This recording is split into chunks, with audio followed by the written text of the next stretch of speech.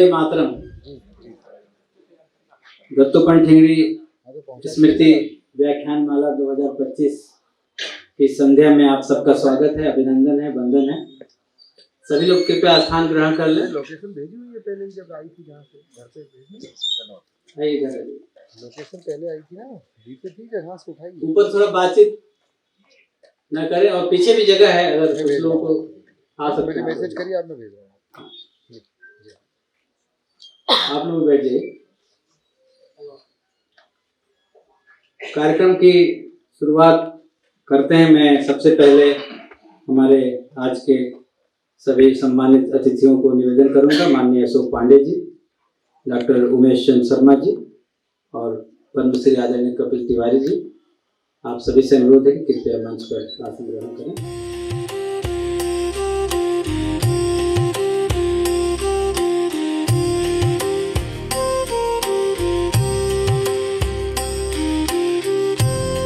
ये 8वां वर्ष है दत्तोपंत ठेंगड़ी शोध संस्थान द्वारा आयोजित होने वाला यह व्याख्यान वार्षिक अनुष्ठान है।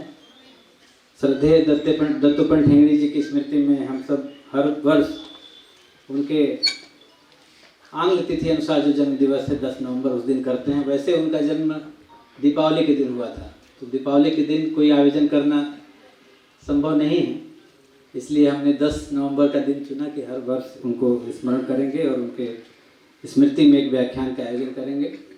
इस व्याख्यान श्रृंखला में आप सब लगातार जुड़े रहे हैं और बहुत से विद्वानों का आगमन इसमें हुआ है। हमारे बीच पहले कपिल तिवारी जी का भी व्याख्यान हो चुका है, रमेश चंद्र शाह जी का भी हो चुका है, जे नंद कुमार जी, निर्मला सीतारमन जी, आरिफ मोहम्मद खान जी, राजीव कुमार जी, ऐसे कई एक लंबी श्रृंखला है। अनिल बोकिल जी, जिनका व्याख्यान इसमें हुआ। इस वर्ष के व्याख्यान में अयोध्या से आचार्य मिथिलेश नंदिनी शरण जी का व्याख्यान सुनिश्चित है, और परंतु हम आप सबको सूचित करना चाहते हैं कि मनुष्य परिस्थितियों का दास होता है और कई बार ऐसी स्थितियां निर्मित हो जाती हैं कि हम चाह के भी कुछ नहीं कर पाते हैं। आचार्य जी का स्वास्थ्य बहुत अधिक खराब है और वो स्वास्थ्य के कारण फ्लाइट नहीं पकड़ पाए। सुबह उनकी लखनऊ से फ्लाइट थी और इस वजह से यहाँ पर प्रत्यक्ष उपस्थिति उनकी नहीं हो पा रही है, परंतु वो ऑनलाइन जुड़ेंगे हमसे। उन्होंने खुद लिखा कि मतलब शरीर पर मन पर शरीर भारी हो गया है, तो कुछ ऐसी परिस्थिति में और एक निर्णय लिया गया कि हम ऑनलाइन तो जोड़ेंगे, उनका आशीर्वचन लेंगे। निश्चित ही वो अत्यंत अस्वस्थ हैं और पिछले 1-1.5 महीने से अस्वस्थ हैं। तो कई बार क्या होता है कि व्यक्ति अनेक कामों में उलझा रहता है और ध्यान नहीं देता है। एक समय ऐसा आता है कि बिल्कुल अब कोई चारा नहीं है, तो उस तरह की स्थिति आई कल से उनके स्वास्थ्य में। और इस ऐसी स्थिति में हमने भी ये अनुरोध किया कि यात्रा करना और फिर वापस जाना ये उचित नहीं है। तो ऐसी स्थिति में तकनीकी का भी हम लोग उपयोग करेंगे, सुनेंगे, और पहले भी उनका आगमन हुआ ही है। और आज के इस मंच पर वो ऑनलाइन जुड़ेंगे। आप सब दत्तोपंत ठेंगड़ी शोध संस्थान के शुभचिंतक हैं, तो ऐसी परिस्थितियों को आप समझते हैं और आप उसका साथ देंगे। हमारे बीच आज आशीर्वाद देने के लिए पद्मश्री डॉक्टर कपिल तिवारी जी भी हैं, माननीय अशोक पांडे जी, हमारे सचिव डॉक्टर उमेश शर्मा जी हैं। मैं सबसे पहले चाहूँगा कि दत्तोपंत ठेंगड़ी और माँ सरस्वती और भारत माता के चित्र पर पुष्पांजलि और दीप प्रज्वलन करके कार्यक्रम का शुरुआत किया जाए।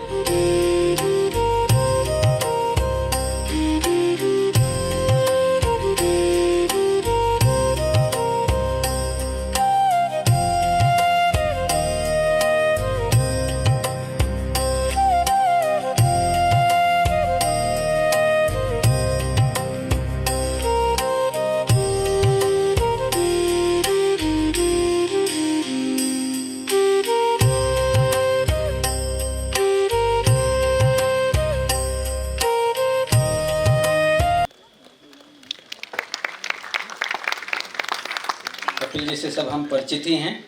आप मूलतः सागर के हैं, आपकी शिक्षा भी सागर से हुई, सागर विश्वविद्यालय से। आपने लंबे समय तक जनजाति लोक कला एवं बोली विकास अकादमी के निदेशक पद का निर्वहन किया। देश में लोक कलाओं और उनके विविध कला रूपों को सामने लाने, उनका दस्तावेजीकरण करने, उनके संरक्षण और संवर्धन की दिशा में आपने एक दीर्घकालीन सक्रिय योगदान दिया और आप एक लोक मर्मज्ञ हैं। आपकी इन सेवाओं के लिए भारत सरकार ने पद्मश्री से आपको सम्मानित किया। हम सबको आपका सानिध्य, सहयोग और आशीर्वाद हमेशा मिलता रहता है। मैं अब अगली कड़ी में मैं संस्थान के सदस्य आदरणीय विजय मनोहर तिवारी जी से अनुरोध करूंगा कि कृपया हमारे संस्थान के दत्तोपंत ठेंगड़ी शोध संस्थान के माननीय अध्यक्ष श्री अशोक कुमार पांडे जी का स्वागत करें। आप सब परिचित ही हैं, हमारे भोपाल में सुपरिचित भाई साहब। आप पूर्व में न्यायाधीश रहे और लोक सेवा आयोग के सदस्य, फिर उसके बाद अध्यक्ष भी रहे। सेवानिवृत्ति के बाद समाज सेवा में सक्रिय हैं। आप दत्तोपंत ठेंगड़ी शोध संस्थान के सम्मानित अध्यक्ष हैं। आपका अभिनंदन।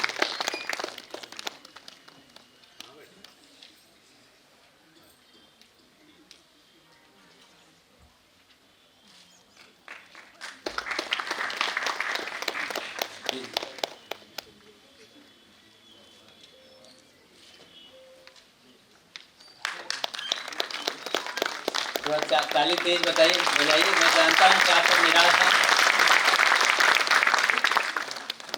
कई बार ऐसा होता है, हम स्वयं ज़्यादा निराश हैं, आप समझ सकते हैं, परंतु कोई बात नहीं, ये तकनीक ने हमें एक बहुत अच्छी सुविधा दी है।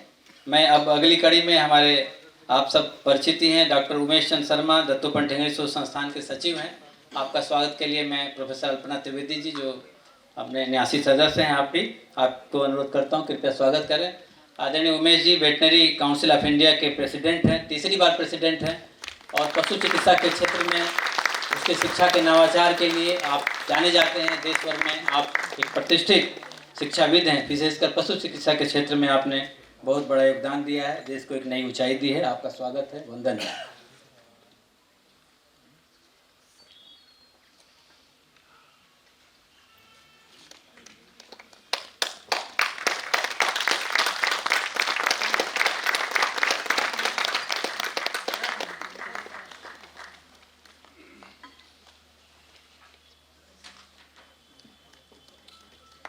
बहुत बहुत धन्यवाद।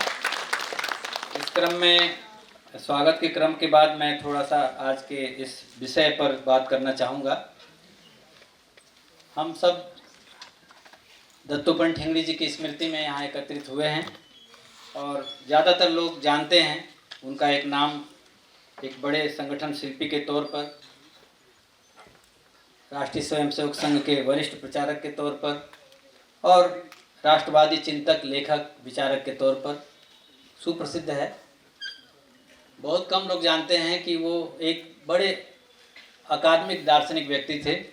उन्होंने कोई ऐसा क्षेत्र नहीं है, जब मैं देखता हूँ कोई ऐसा क्षेत्र नहीं है, कोई ऐसा विषय नहीं है जिसमें उन्होंने अपनी बात न रखी हो और एक हस्तक्षेप न किया। वो समाजशास्त्र का क्षेत्र हो सकता है, वो लेबर मूवमेंट का क्षेत्र हो सकता है, वो दर्शन का क्षेत्र हो सकता है, अध्यात्म का क्षेत्र हो सकता है, बैंकिंग का क्षेत्र हो सकता है, रक्षा का क्षेत्र हो सकता है। स्वदेशी को लेकर के उनका आग्रह और स्वदेशी जागरण मंच जैसे संगठनों की स्थापना, किसानों को लेकर के भारतीय किसान संघ जैसे संगठनों की स्थापना, विद्यार्थियों और युवाओं को लेकर के ABVP जैसे संगठनों की रचना में उनकी भूमिका, ऐसे अनेक संगठन, लगभग 65 से 70 संगठनों में की स्थापना में उनका योगदान हम सब जानते हैं। और इसके अतिरिक्त 200 से अधिक पुस्तकों की रचना 6-7 भाषाओं में, हिंदी, अंग्रेजी, बंगाली, मराठी, असमी, मलयालम, इन सभी भाषाओं के वो जानकार थे। 10 नवंबर 1920 को दीपावली के दिन महाराष्ट्र के वर्धा जिले में क्यारवी गांव में आपका जन्म हुआ था और 2004 में पुणे में आपका देवलोक गमन हुआ था। शताब्दी वर्ष हम सब मना चुके हैं, ये 105वां वर्ष हम मना रहे हैं उनकी जन्म का। और आजकल कई सारे विश्वविद्यालयों में दत्तोपंत ठेंगड़ी जी के नाम पर शोध पीठ भी स्थापित हुआ है। झारखंड केंद्रीय विश्वविद्यालय में, हिमाचल में और 3-4 जगह हुआ है। बहुत सारे विश्वविद्यालय में उनके ऊपर शोध हो रहे हैं, अर्थशास्त्र के क्षेत्र में, राजनीतिक योगदान के क्षेत्र में, और बहुत तरह के सेमिनार, संगोष्ठियाँ भी उनके स्मृति में, उनके विचारों के ऊपर हो रहे हैं, ऐसा हमें जानकारी है, लोग जुड़े हैं। जो बहुत महत्वपूर्ण बात है ठेंगड़ी जी के अवदान को लेकर के, वो है स्व का और स्वत्व का। ठेंगड़ी जी ने जीवन भर जो बात, जो विचार दुनिया के सामने रखा, उसमें आत्म तत्व की बात की, स्वत्व की बात की, अपने स्व पर टिके रहने की बात की। कार्यकर्ताओं के लिए, कार्यकर्ता यानी किसी संगठन कार्यकर्ता नहीं, सभी लोगों के लिए जीवन कैसे निर्वाह करना है, क्या भूमिका निभानी है, कैसे काम करना है, उसको लेकर के भी उन्होंने पुस्तकें लिखी और वो बहुत प्रसिद्ध हैं। गीता के अनेक सूत्रों का आधार बना करके उन्होंने कर्म सिद्धि के लिए जो अधिष्ठान बताए, उसकी भी चर्चा होती रही है। और उन्होंने कहा कि कर्म सिद्धि के लिए 5 अधिष्ठान हैं, कर्ता, साधन, चेष्टा, दैव और अधिष्ठान। ये 5 कारक हैं जो मिल करके व्यक्ति की कर्मयोग को पूरा करते हैं। ऐसे अनेक विचार जो आज हमें प्रेरणा देते हैं ठेंगड़ी जी के, वो तो हैं ही। उस प्रेरणा स्रोत को याद नमन करते हुए आज भारतीय ज्ञान परंपरा को लेकर के और शिक्षा में अनेक नवाचारों को लेकर के भी बात हो रही है, आत्मनिर्भरता की बात हो रही है, स्वदेशी की बात हो रही है। लेकिन आप कल्पना करिए कि 50 साल पहले, 40 साल पहले ठेंगड़ी जी ने इन सब का सूत्रपात कर दिया था, बीज रोपण कर दिया था। और तब वो इस बात को लेकर चिंतित थे कि आत्मनिर्भरता और स्वदेशी को लेकर के हमें कितना प्रतिबद्ध होना चाहिए। और इसको लेकर के उन्होंने न केवल काम किया, संगठन भी बनाया और अनेक लोगों को, करोड़ों लोगों को इसे उन्मुख किया। उनका एक बड़ा योगदान है। आज वह कार्य बहुत आगे बढ़ गया है। देश में आत्मनिर्भरता, स्वावलंबन, स्वदेशी बहुत आगे बढ़ चुका है और हम देख रहे हैं विकसित भारत तक की बात होने लगी है 2047 में। कहीं न कहीं उस पूरे अधिष्ठान में और इस पूरी परिकल्पना में ठेंगड़ी जी के विचार जगह जगह पर काम आते हैं, पल पल, कदम कदम पर काम आते हैं। हम ठेंगड़ी जी को नमन करते हैं, श्रद्धा सुमन व्यक्त करते हैं। और इस क्रम को आगे बढ़ाते हुए सबसे पहले मैं संस्थान के अध्यक्ष, आज के विशिष्ट वक्ता श्री अशोक पांडे जी से अनुरोध करूंगा कि दत्तोपंत ठेंगड़ी जी के विचार लोक पर अपना वक्तव्य रखें। उसके बाद आचार्य मिथिलेश नंदिनी शरण जी उसमें हमारे इस कार्यक्रम में जुड़ेंगे। आधुनिकता के मध्य भारतीय आत्मा की खोज, इस पर वो जितना बोल पाएंगे, स्वास्थ्य कारणों से भी मैं चाहता हूं कि वो जितनी सुविधा उतना बोलें, तो वो जुड़ेंगे। मैं माननीय अशोक जी भाई साहब से अनुरोध करूंगा, कृपया अपना वक्तव्य दें।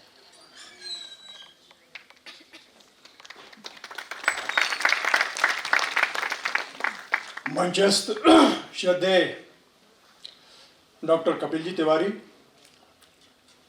आदरणीय उमेश जी, सम्मानीय मुकेश जी, सभागार में उपस्थित सभी विद्वत बंधु भगिनी, जैसा मुकेश जी ने कहा, माननीय दत्तोपंत जी का सारा व्यक्तित्व और कृतित्व स्व के लिए समर्पित था। राष्ट्र प्रथम उनके जीवन के प्रत्येक क्षण में झलकता है, चाहे उनके कार्य हो, चाहे लेखन हो, चाहे वक्तव्य हो।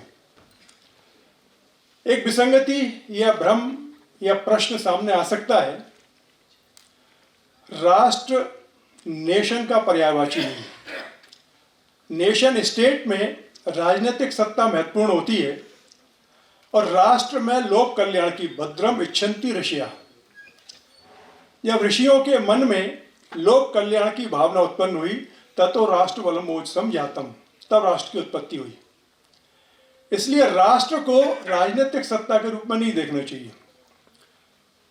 इसलिए दत्तोपंत जी ने राजनीति में यद्यपि 12 साल काम किया, राज्यसभा के सदस्य रहे, पर उनका सारा चिंतन लोक कल्याण के लिए समर्पित रहा। आर्थिक क्षेत्र में भी जो एक बाइनरी पैदा की जाती है, संघर्ष पैदा किया जाता है, जितना उन्होंने काम किया। मजदूर संघ की स्थापना की, भोपाल में 1955 में यही उन्होंने स्थापना की थी।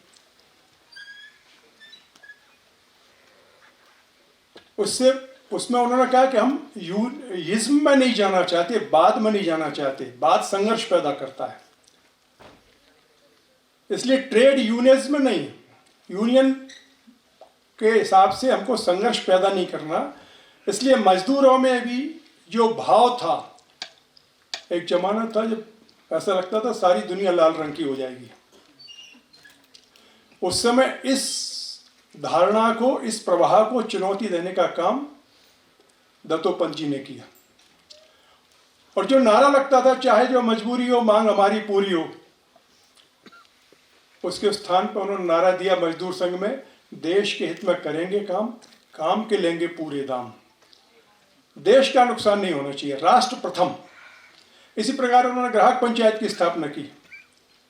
प्रथम दृष्टिया देखने में ये लगता है, कहा भी उन्होंने कि ग्राहक का सर्वत्र शोषण होता है, त्रिस्तरीय शोषण होता है, उत्पादक करता है, विक्रेता करता है।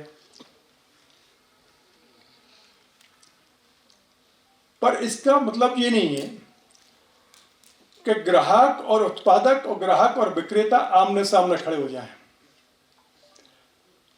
उनका ग्राहक के हित की चिंता करते हुए हमको उत्पादन की और उत्पादक और विक्रेता के हित की भी चिंता करना चाहिए। समन्वय की संस्कृति है, संघर्ष की संस्कृति नहीं है। वास्तव में जैसा मुकेश जी ने कहा, 1941 में प्रचारक निकले थे, 1920 में उनका जन्म हुआ, 21 साल की उम्र में। 1955 में मजदूर संघ की स्थापना हुई। जब उनको कहा गया कि मजदूर क्षेत्र में काम करना है, तो सबसे पहले उन्होंने इंटक में काम किया। वो लिखते हैं कि डॉक्टर द्वारका प्रसाद मिश्र जी मेरे अत्यंत निकटस्थ थे और उन्हीं के आशीर्वाद से, उन्हीं के सहयोग से मैंने इंटक में प्रवेश किया। तो मजदूर कैसे काम करते हैं, मजदूर की मनोवृत्ति कैसी है, मजदूरों की अवस्था कैसी है, इस सबका अध्ययन करने के बाद 1955 में राष्ट्रीय भाव से ओतप्रोत संगठन मजदूर संघ की स्थापना की गई। भारतीय किसान संघ की स्थापना की, ग्राहक पंचायत की स्थापना की। और जो मूल भाव है हमारी संस्कृति का, हमारे चिंतन का, हमारे दर्शन का, कि समाज पहले है, राष्ट्र पहले है, इसलिए राष्ट्र के सभी अंगों में समन्वय और तादात्म्य स्थापित हो, आत्मीयता स्थापित हो, संघर्ष नहीं, वैमनस्य नहीं। इसलिए उन्होंने अधिवक्ता परिषद में भी जो स्लोगन रखा, न्याय मम धर्म। धर्म का अर्थ कर्तव्य है। 2019 में एक वेबिनार हुई थी जिसमें तत्कालीन दिवंगत chief justice of India RC Lahoti साहब बोल रहे थे। तो उन्होंने कहा जब 42वां संविधान संशोधन हुआ और प्रियम्बल चेंज की जा रही थी, तो उसमें सेक्युलर वर्ड लिखा गया, उसका हिंदी पाठ किया गया था, वो धर्मनिरपेक्ष था। तो लाहौटी साहब बता रहे हैं कि मनु अभिषेक सिंघवी के पिताजी लक्ष्मण सिंघवी ने उस पर आपत्ति की कि भाषाविदों से इस संबंध में राय लेनी चाहिए। और सब लोगों ने कहा धर्म सेक्युलर का ट्रांसफर नहीं हो सकता, रिलीजन का ट्रांसलेशन नहीं हो सकता, इसलिए उसको काट के पंथ किया गया। धर्म का मतलब कर्तव्य है, न्याय करना मेरा धर्म है, ये अधिवक्ता परिषद का स्लोगन है। इसी प्रकार आर्थिक क्षेत्र में भी आर्थिक शुचिता स्थापित हो, ग्राहक को अपनी कीमत का शुद्ध ठीक मात्रा में अनुचित मुनाफा लिए माल प्राप्त हो, पर उत्पादक का, विक्रेता का भी नुकसान नहीं हो। इसलिए मैं कहा कि वस्तु पर एमआरपी नहीं, लागत मूल्य लिखा जाना चाहिए, जिससे पता लगे कि इसका लागत कितनी और मुनाफा कितना लिया जा रहा है। मुनाफा लेने का अधिकार है। इसी प्रकार मजदूर में भी उन्होंने कहा कि मजदूरों की सारी समस्याओं का समाधान होना चाहिए, पर उत्पादन को इस सीमा तक प्रभावित नहीं करना चाहिए कि उत्पादन बंद हो जाए, क्योंकि केवल ये मजदूर और मिल मालिकों या उत्पादकों के बीच का मामला नहीं है, ये राष्ट्रीय हित का मामला है। तो राष्ट्र प्रथम। अब एक विचार ये आता है, मैंने पहले ही स्पष्ट किया कि नेशन और राष्ट्र में फर्क है। राष्ट्रीयता माने कट्टरता नहीं है। राष्ट्र सबल होगा, समर्थ होगा, सचरित्र होगा, एकात्मता से युक्त होगा, सामर्थ्यवान होगा, तो विश्व कल्याण करेगा। क्योंकि यह संस्कृति विश्व बंधुत्व की जो चर्चा करती है, जिस मूल संगठन से प्रभावित होकर वो प्रचारक हुए थे, वहां तो विश्व बंधुत्व की बात की जाती है। राष्ट्र को परम वैभव के शिखर पर पहुंचाना, ताकि यह विश्व में अपनी प्रभावी भूमिका अदा कर सके और विश्व कल्याण के लिए काम कर सके। इसलिए उन्होंने किसी के प्रति वैमनस्य नहीं रखा। सभी लोग जानते थे संघ के प्रचारक हैं। सभी क्षेत्रों में उन्होंने अपनी पहचान को छुपाया नहीं और बड़ी प्रखरता के साथ, दृढ़ता के साथ अपने पक्ष रखते थे। इसके बावजूद सभी क्षेत्रों में उनके आत्मीय संबंध थे। एक मजदूर संघ के कार्यक्रम में मई दिवस मनाया जाता है मजदूरों के लिए, पर उन्होंने विश्वकर्मा दिवस मनाना शुरू किया। उसमें तत्कालीन मिनिस्टर हनुमंतैया जी को बुलाया और बाद में मांग की उन्होंने कि विश्वकर्मा दिवस घोषित किया जाना चाहिए। और आपको ये जान के बड़ा सुखद आश्चर्य होगा, कांग्रेस के मिनिस्टर थे हनुमंतैया जी। उन्होंने कहा कि आप अपने उत्सवों के लिए शासकीय मान्यता की अपेक्षा क्यों रखते हैं? मकर संक्रांति की, दीपावली की, विजयादशमी की, बसंतोत्सव के लिए कोई शासकीय मान्यता लगती है क्या? समाज करता है, समाज का उत्सव है। कुंभ के लिए कोई नोटिफिकेशन जारी नहीं होता, छुट्टियां नहीं होती।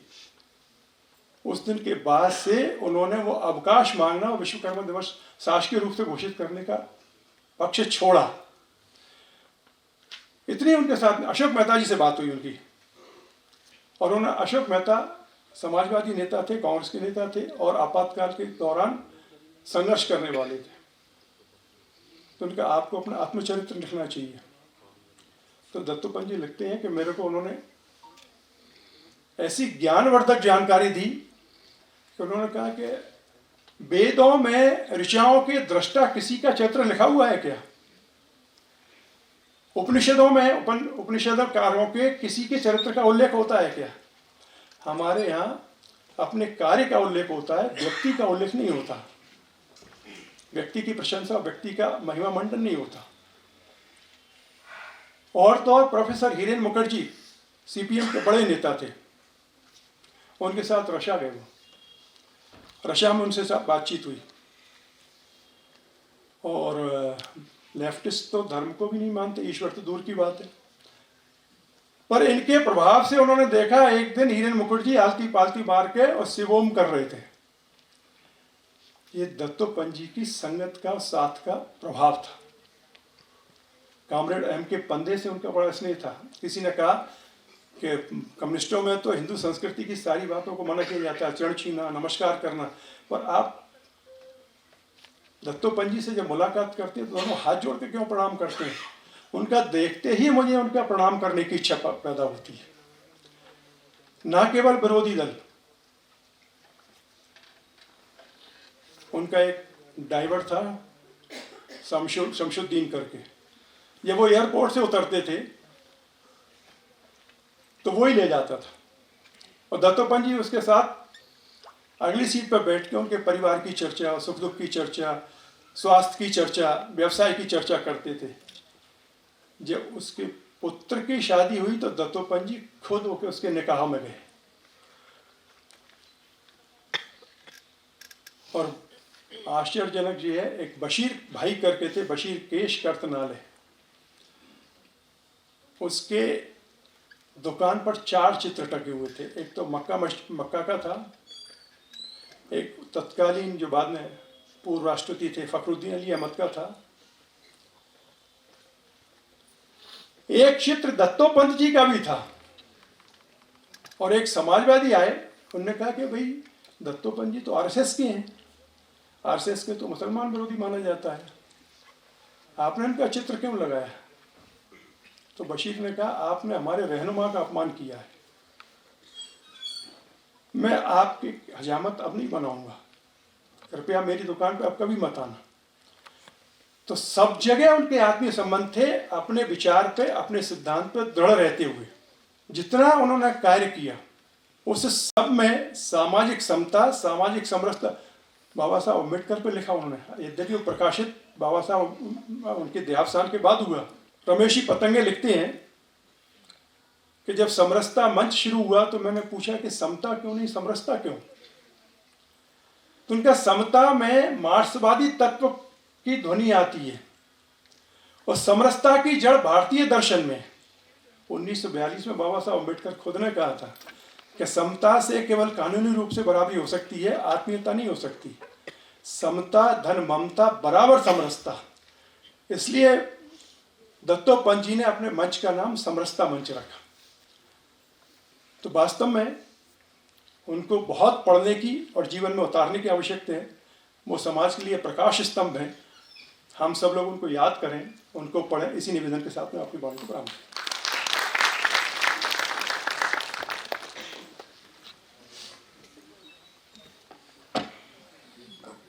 बहुत बहुत धन्यवाद भाई साहब, आपने श्रद्धेय दत्तोपंत ठेंगड़ी जी के विचार लोक पर एक समग्र दृष्टि डाली और निश्चित ही संघ के शताब्दी वर्ष में भी हम उन्हें स्मरण कर रहे हैं और उनके बताए हुए रास्तों पर चलने के प्रयास में सब संलग्न हैं। मैं अब जैसा कि मैंने पहले चर्चा की थी कि ऑनलाइन आचार्य जी जुड़ेंगे, तो मैं उनको आमंत्रित करूंगा। मैं चाहता हूं कि जुड़ गए। हाँ ठीक है, एक बार आप सब अभिनंदन करेंगे।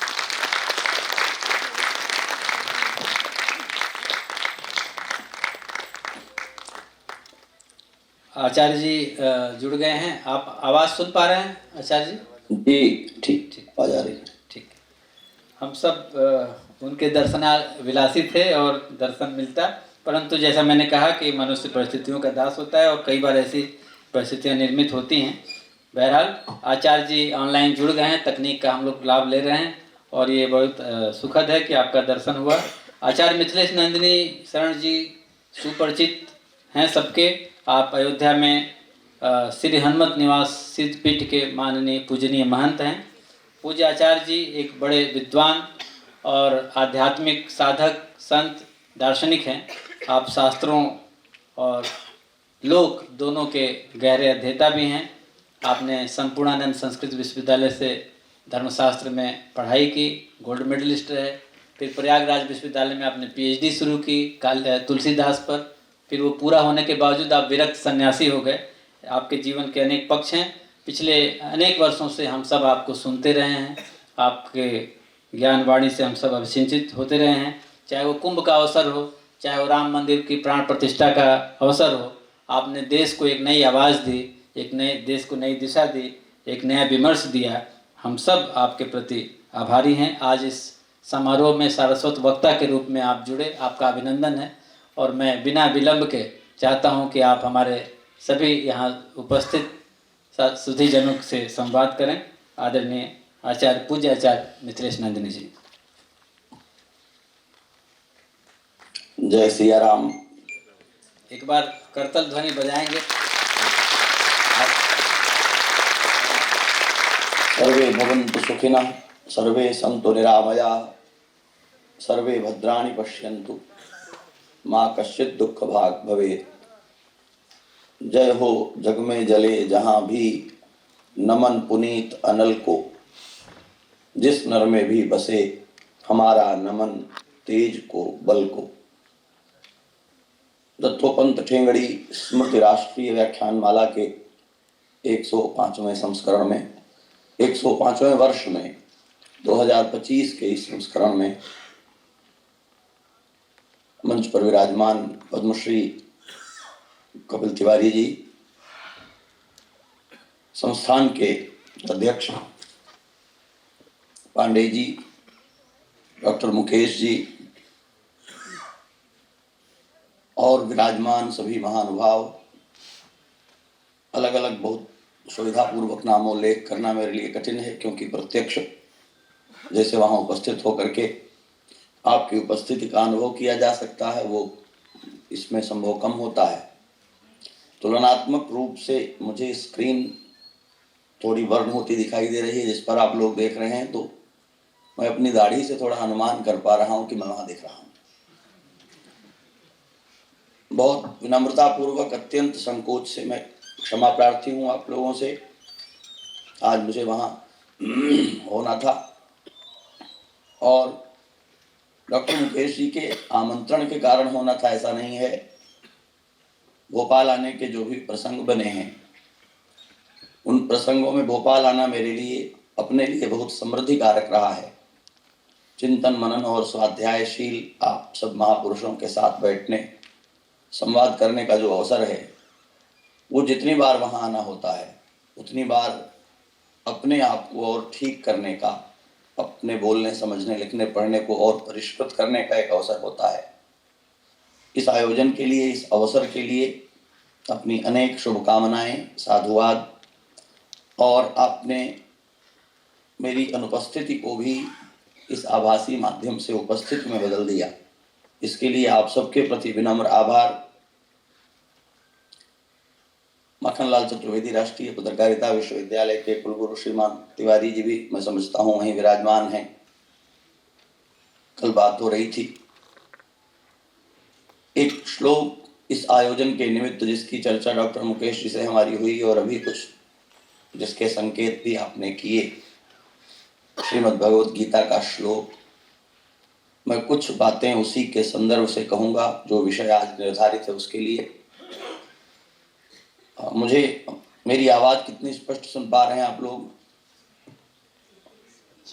क्योंकि मुझको खुद को भी बहुत अच्छा, बिल्कुल स्पष्ट है महाराज, पूरा सभागार सुन रहा है जी। बहुत धन्यवाद। श्रीमद् भगवत गीता में कार्य के संपादित होने को 5 घटकों में निरूपित किया गया है और आज जिस मनीषी की स्मृति में, जिस महामना की स्मृति में ये आयोजन आयोजित है, ये व्याख्यान आयोजित है, उनके लेखों में, उनके वक्तव्यों में विशेष रूप से सिद्धांतों का निरूपण करने की उनकी पद्धति में भारतीय ज्ञान परंपरा के और शास्त्रों के संदर्भ बहुत सूक्ष्मता के साथ और बहुत प्रखरता के साथ भी प्रकट होते हैं। तो उन 5 कारणों का निरूपण करते हुए, यद्यपि भगवान ने दैवम चैवात्र पंचमम कहा है, 5वां दैव है, पर मुझ जैसे लोगों के लिए या आज जैसी परिस्थितियों के लिए, जैसा कि डॉक्टर मुकेश जी ने कहा, कदाचित दैव पहला हो जाता है, बाकी 4 बाद में आते हैं। अधिष्ठानम तथा कर्ता, कर्ता के लिए और अधिष्ठान के लिए और करण के लिए और चेष्टा के लिए जो बातें कही गई, उन बातों को ऐसे अनुभवों से, जो अनुभव आज मैं यहाँ बैठकर कर रहा हूँ, मुझे लगता है दैव ही बलवत्तर हो जाता है। कभी जिनका युगपत साहचर्य होता है उनमें कई बार नेतृत्व तो बदलता रहता है, तो उस कारण से वो इसको दैव का ही प्राबल्य मान करके मैं लेता हूँ कि पूरी योजना थी वहाँ आज मैं पहुँचूँ इसकी, पर वो नहीं संभव हुआ। ईश्वर इच्छा बली ऐसी। मेरी इच्छा थी, हम लोग जब बैठते थे थोड़ी बातचीत इस पर होती रहती थी कि अनेक आयोजनों में भोपाल आना होता है, इस आयोजन में आना हो और श्री ठेंगड़ी जी के द्वारा जो कार्य राष्ट्र के निर्माण और राष्ट्र की समृद्धि की दिशा में किया गया है और उसकी जो सैद्धांतिक पृष्ठभूमि है, जो भारतीय ज्ञान परंपरा को, भारतीय आर्ष परंपरा को प्रकट करती है, वो सामने आए। उस पर कुछ बातें हम लोग आज के युग में, आज की दृष्टि से कहने सुनने में समर्थ हों। और एक आरोप जिसकी चर्चा अभी हुई है मंच से, और जो भारत को और विश्व को आधुनिक होने पर अधिक भौतिक और अनाध्यात्मिक होने की दिशा में ले जाने का आग्रह रखता है, उस कुंठा से मुक्त किया जा सके, उसके बाहर निकलने के लिए आमंत्रित किया जा सके। एक शब्द हमारे यहाँ जो आज मुझे विषय यहाँ दिया गया, आधुनिकता के मध्य भारतीय आत्मा की खोज।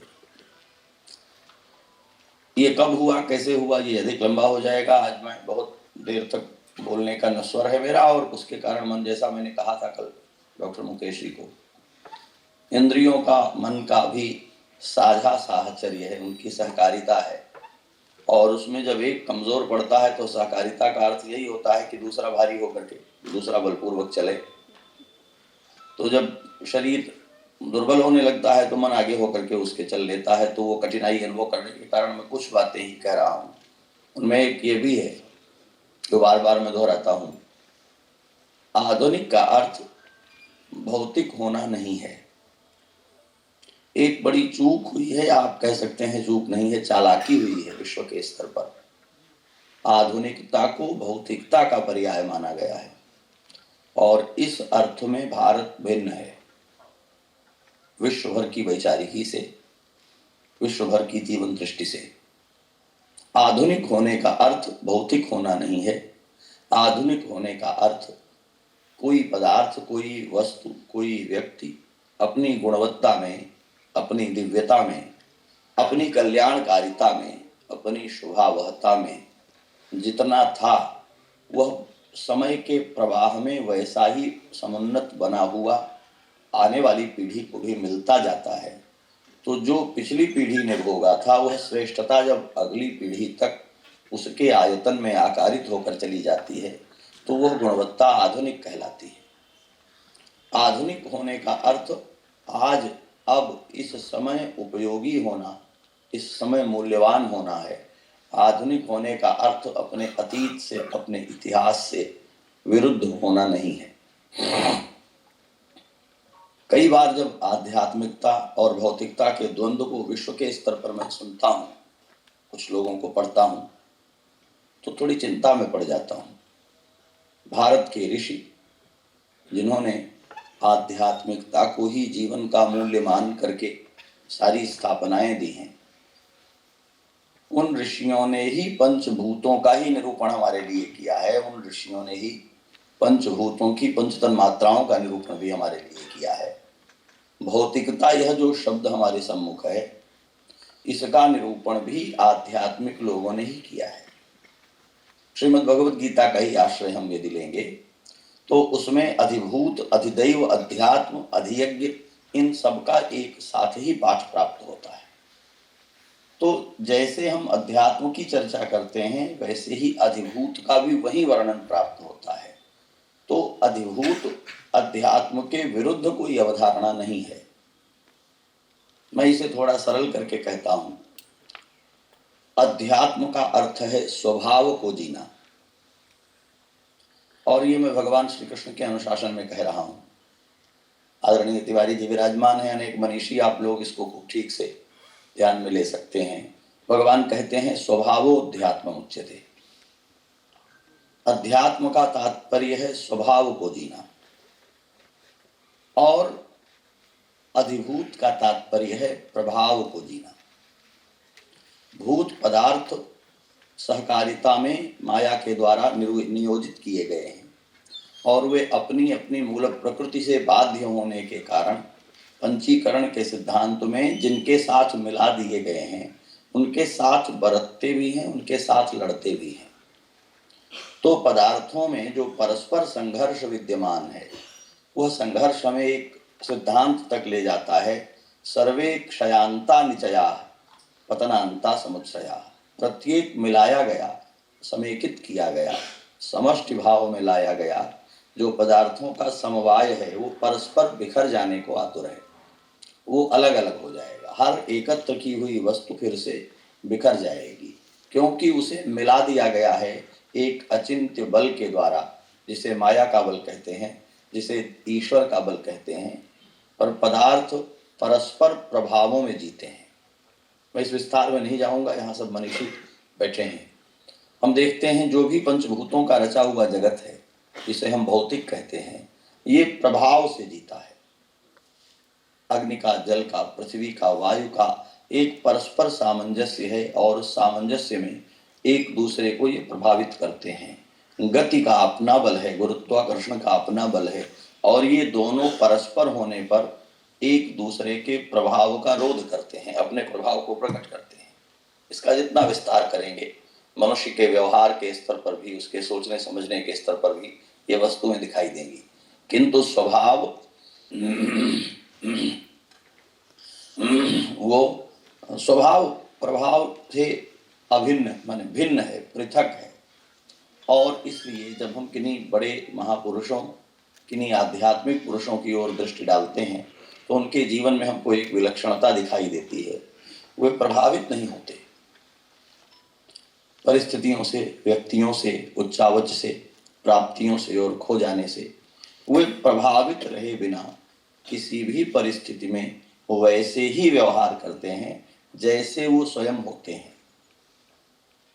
श्री राम के सम्मुख विभीषण आते हैं, मिलने का प्रस्ताव लेकर आते हैं, और श्री राम के सारे सहयोगियों का मत है कि इनसे मिलना ठीक नहीं है, राक्षस कुल में है, रावण के सगे हैं, पता नहीं क्या कपट लेकर आए हों, स्वभाव से ही कपट करने वाले हैं, तथापि श्री राम सबको सुनते हैं और फिर कहते हैं कि आप सबकी बातें तो ठीक ही हैं, किंतु मैं क्या करूं, मैं अपने स्वभाव के बाहर जाकर व्यवहार नहीं कर सकता।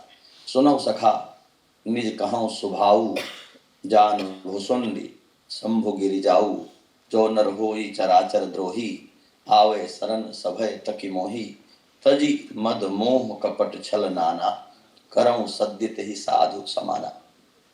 ये मेरा स्वभाव है कि मैं शरणागत का परित्याग नहीं करता। तो यदि शरणागत आशंका उत्पन्न करता हो तो भी, यदि वह दुष्ट और मलिन हो तो भी, उसकी मलिनता से प्रभावित होकर मैं अपने स्वभाव को मलिन नहीं कर सकता। स्वभाव और प्रभाव का जो अंतर है वो अधिभूत और अध्यात्म में हमें स्पष्ट विभाजक रेखा को दिखाता है। भारतीय आत्मा की खोज की जो यात्रा है वो हमें भारत में अस्तित्व के प्रति जो दृष्टि है ऋषियों की, उधर हमें देखने के लिए आमंत्रित करता है। और भारतीय जो दृष्टि है वह अस्तित्व को पृथक और एकाकी निरूपित नहीं करती है। भारतीय आत्मा का तात्पर्य है परमात्मा के अस्तित्व के साथ ही आत्मा की उपस्थिति को पहचानना। इसलिए जिसे एकात्मता कहकर, जिसे अद्वैत कहकर, जिसको समरसता कहकर, जिसको अभिन्नता कहकर अलग अलग देश काल में निरूपित किया गया है, वो अद्वैत, वो एकात्मता, एक ही सत पदार्थ का होना भारतीय आत्मा के होने का मौलिक सिद्धांत है भारतीय ऋषियों की दृष्टि में। और ये बहुत रोचक है कि जब प्रथमा कक्षा में विद्यार्थी तर्क संग्रह पढ़ते हैं तो उनको ये नहीं पढ़ाया जाता कि एक कोई तत्व आत्मा है, एक कोई तत्व परमात्मा है। वहाँ तो एक ही बात पढ़ाई जाती है, ज्ञानाधिकरणम आत्मा, एक तत्व है और वह ज्ञान का अधिष्ठान है। उस एक तत्व को जीवात्मा और परमात्मा के भेद से पहचाना जाता है। जीवात्मा परमात्मश्चेति। जीवात्मा वो है जो उत्पत्ति से नाश पर्यंत षड विकारों का साक्षी होकर उसके सापेक्ष परिभाषित होता है। जीवन के सापेक्ष जिसकी परिभाषा है वो जीवात्मा कहलाता है। और उत्पत्ति से नाश पर्यंत जो 6 विकार प्रकट होते हैं, इनसे निरपेक्ष जो सत्ता है वो श्रेष्ठ होने के कारण, तुलनात्मक रूप से उत्कृष्ट होने के कारण परमात्मा कहलाता है। द्वासुपर्णा इत्यादि मंत्रों में इसको निरूपित किया गया है। आधुनिकता की कठिनाई ये है कि उसने भौतिक होने को आधुनिक होना ऐसा निरूपित किया है।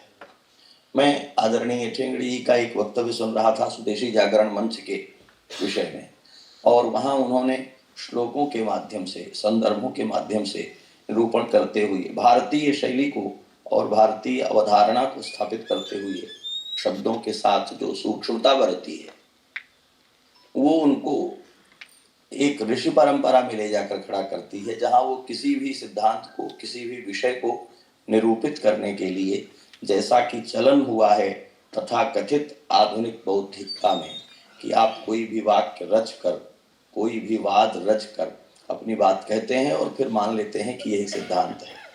ठेंगड़ी जी के लेखों में और वक्तव्यों में कहीं भी संदर्भ से रहित, भारतीय बौद्ध विचार की परंपरा से रहित प्रतिपादन नहीं आते हैं।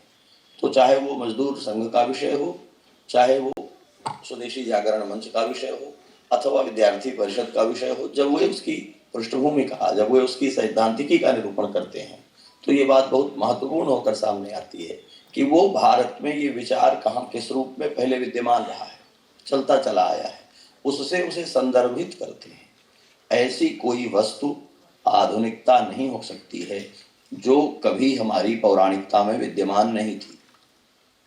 जो पुरातन नहीं है वो अधुनातन हो ही नहीं सकता है। वो आरोप है, वो छल है, वो आभास है, वो धोखा है। अधुनातन वही हो सकता है जो पुरातन होगा। जो पहले से उपस्थित नहीं होगा वो बाद में कैसे उपस्थित होकर के अधुनातन कहलाएगा? वो तो नया कहलाएगा। अधुनातन का अर्थ नवीन नहीं होता, पहले तो ये समझना है। सदा विद्यमान अवधारणा, सदा विद्यमान पदार्थ जब समय के अनंत प्रवाह में सदैव काम में बना रहे, व्यवहार्य बना रहे, तो आने वाली पीढ़ियां पहले से विद्यमान पुरातन को अपने समय में अधुनातन कह करके उसका उपयोग करती हैं। यही आधुनिकता की भारतीय दृष्टि है। और हम पुरातन और अधुनातन के द्वंद्व में नहीं पड़ जाएं, इसलिए हमें हमारे ऋषियों ने जो शब्द दिया है वो सनातन है। हम वस्तुतः पुरातन और अधुनातन की उपासना करने वाले लोग नहीं हैं, हम सनातन की उपासना करने वाले लोग हैं। सनातन काल बाधित नहीं हो सकता, इसलिए काल में उसकी संज्ञा कहीं पुरातन हो जाती है, कहीं अधुनातन हो जाती है, पर वो वस्तुतः एक पदार्थ है जो सनातन पदार्थ। और जब उस सनातनता को हम पहचानते हैं तो उस सनातनता में हमको भारतीय आत्मा दिखाई पड़ती है। अधुनातन कहने से भारतीय आत्मा की प्रतीति, उसका साक्षात्कार मुझे लगता है ठीक से संभव नहीं होगा, क्योंकि भारतीय आत्मा सनातन होने में ही अपनी निष्ठा व्यक्त करती है। और उस सनातनता को अंगीकार कर लेने पर जो अधुनातन भाव पुरातन भाव से संबद्ध है और पुरातन भाव की गुणवत्ता को, दिव्यता को वहन कर रहा है, वही भारतीय दृष्टि में अधुनातन भाव हो सकता है। और उस अधुनातन में भारतीय आत्मा की अभिव्यंजना हो सकती है। तो विकसित होता हुआ मनुष्य, तो वैश्विक होता हुआ मनुष्य, तो बहुत भौतिक होता हुआ मनुष्य अपनी उस भौतिकता के भीतर भी कहीं अपनी आध्यात्मिकता का निर्वाह करने की चेष्टा करता है। दुनिया के किसी देश में गया हुआ व्यक्ति जहां दिन रात दीपक जल रहे हैं और दिन रात लाइट्स जल रही हैं और जगमगाती हुई सड़कें हैं और उजाले से भरे हुए शहर हैं, जब वहां जाकर के भी दीपावली मनाता है, चाहे वो अमेरिका में हो, चाहे वो दुनिया के किसी विकसित देश में हो, चाहे वो दुबई के किसी एक बड़े बुर्ज पर, मीनार पर आप देखते हैं दीपावली के उत्सव के पटाखे और ज्योति दिखाई देती हैं, तब आपके ध्यान में बात आनी चाहिए कि दीपक तो अंधेरा दूर करने के लिए जलाया जाता है। जहाँ पहले से इतना प्रकाश है, जहाँ पहले से इतना उजाला है, जहाँ पहले से इतने साधन हैं, वहाँ दीपावली कैसे अर्थवती हो सकती है? तब आपको दिखाई पड़ेगा कि नहीं, मनुष्य के अस्तित्व के साथ तमसो मां ज्योतिर्गमय की अवधारणा विद्यमान है। जहाँ कहीं भी प्रकाश है वहाँ वहाँ अंधकार के होने की संभावना सदैव सिद्धांत रूप में उपस्थित है। इसलिए दीपावली मनाने की निष्ठा केवल दीपक जलाने की प्रक्रिया भारत में नहीं है। अंधकार जहाँ जहाँ है वहाँ वहाँ प्रकाश का सृजन करने की, प्रकाश को पूजने की जो भारतीय दृष्टि है वो दुनिया भर में जाती है भारत के साथ। हम जहाँ जाते हैं अपनी परंपराओं को लेकर, अभी एक पर्व बीता है हमारा छठ, और बहुत चर्चा इस बात पर हुई है, आप सबने अनुभव किया होगा कि बिहार से सूर्य उपासना का एक पर्व निकला है और पूरे भारत में ऐसी सघनता से व्याप्त हो गया है कि मैं समझता हूँ कि भोपाल में भी लोगों ने किया होगा, मुंबई में और दिल्ली में, पूरे भारत में हो रहा है। अब जब हम सूर्य पर इतना अनुसंधान कर चुके हैं, अब जब हम सूर्य के बारे में बहुत सारी आधुनिक दृष्टि की बातें कह रहे हैं, सुन रहे हैं और भौतिकी से उसको पहचानने की चेष्टा कर रहे हैं, तब भी सूर्य आत्मा जगतः तस्थुषश्च जो वैदिक सिद्धांत है, सूर्य जगत के जड़ चेतन की आत्मा है और हमारे लिए पूज्य है। हमारे योग शास्त्र में कोई सूर्य नाड़ी है और हमारे जीवन को नियंत्रित करती है और हमारे जीवन और मृत्यु का नियामक सूर्य है। इस बात की जो भारतीय स्वीकृति है वो हमारे स्वभाव में उपस्थित है। और इसलिए चाहे हम सदाचार के, चाहे हम धर्म दर्शन के बहुत सारे सिद्धांतों से परिचित न हो, किंतु पूरा भारत सूर्य की उपासना को लेकर के आगे बढ़ रहा है, क्योंकि हमारे मूल भाव में कहीं सूर्य की उपासना निहित है। चाहे वो लंका में युद्ध करते श्री राम आदित्य हृदय स्तोत्र का पाठ करते हों, और चाहे किसी परिस्थिति में रोग शोक से निवृत्त होने के लिए सूर्य की उपासना होती हो, भारत में 5 देवों की उपासना की पद्धति उपस्थित है और ये भारत के स्वभाव में निहित है, जो हमारे अध्यात्म को व्यंजित करता है। मुझे लगता है आधुनिकता में भारतीय आत्मा का अनुसंधान करते हुए मैं इसी एक बात को केंद्रीय बात मानना चाहिए, जो आधुनिकता पुरातनता का संस्करण है वो आध्यात्मिक होगा, वो भौतिक नहीं हो सकता है। जो आधुनिकता अधिक बाजार से निर्मित किए हुए भौतिक संसाधनों में अपनी परिभाषा करता है अवधारणाओं से रहित होकर के, वो आधुनिकता अनात्मवादी आधुनिकता होती है। और उसके लिए हमारे यहाँ दूसरे दर्शनों का निरूपण हुआ है, आप उससे अवगत हैं।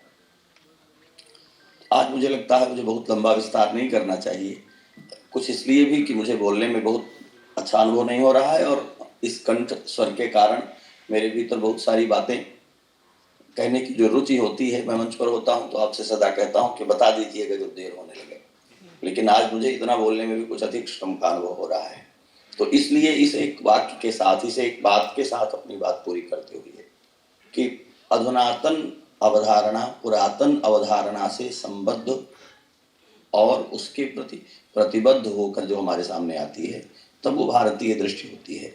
अपने अतीत के मूल्यों को अपने वर्तमान की परिस्थितियों में भी प्रासंगिकता के साथ, सार्थकता के साथ जीते हुए हम भारतीय आत्मा का उसमें अनुसंधान कर सकते हैं।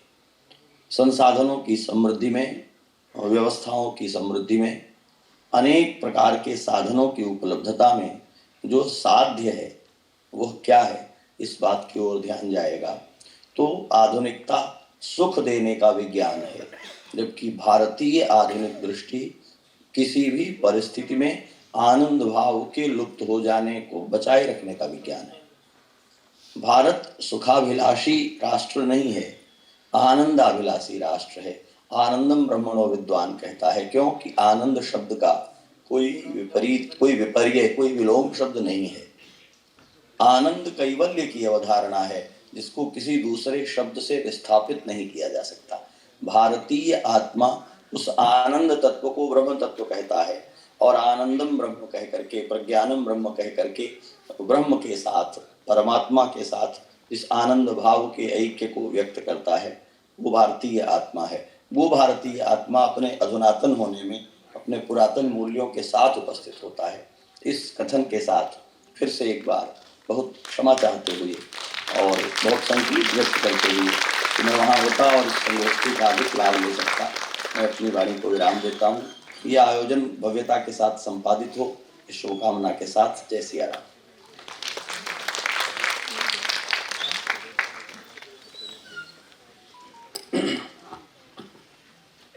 बहुत बहुत आभार आदरणीय पूज्य महाराज जी।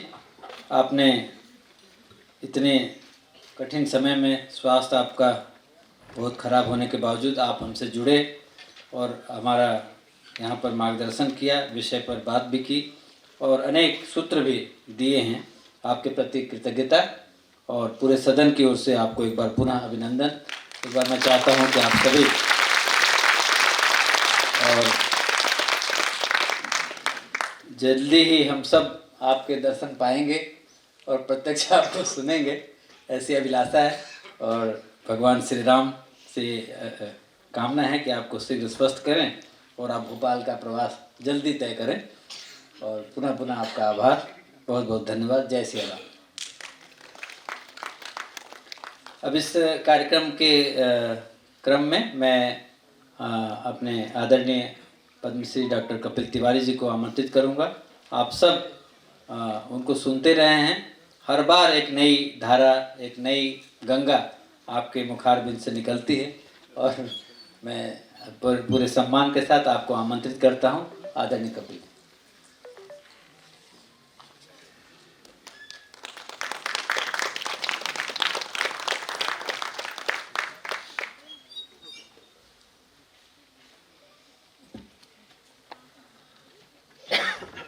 आदरणीय पांडे जी, आदरणीय उमेश जी और इस सभागार में विराजमान सभी आदरणीय मित्र,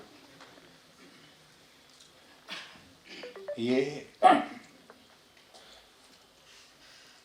मुकेश अभी कह रहे थे कि लोग ज़्यादातर मुझे कभी सुनते रहे हैं, तो मैं स्पष्ट करना चाहूँगा कि हमारे देश में जन्मों की परंपरा पर विश्वास है।